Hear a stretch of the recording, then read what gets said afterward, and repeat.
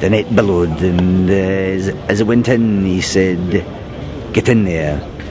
And if I had a gun, I would have shot him.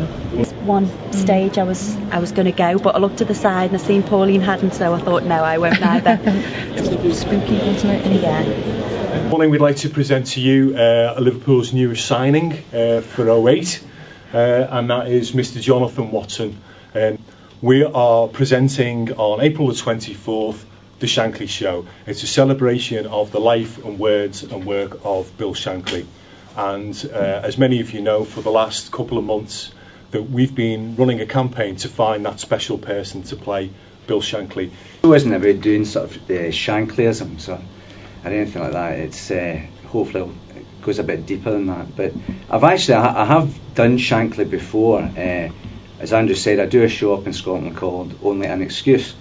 And a number of years ago we did a sort of Pathe News skit which featured the likes of Sir Matt Busby and Bill Shankly himself. And to get the kind of voice, there was a documentary he did for BBC Scotland where he talked about playing against Dixie Deans when he was with Preston North End, and how the ball had been whipped into the centre, and he met it with his head and lashed it into the net, and as the ball swooshed in, I could hear him say, "Get in there," and if I had a gun I would have shot him.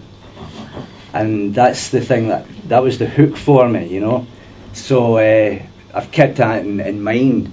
But the way that Andrew's written it, it's so well written that it gets the feel of Shankly and how he spoke, and it's something that I'm really looking forward to doing. So I'm really looking forward to the challenge of it.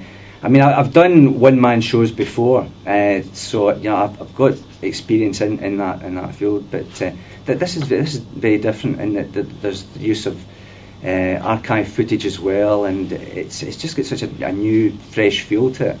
I'm really looking forward to the challenge.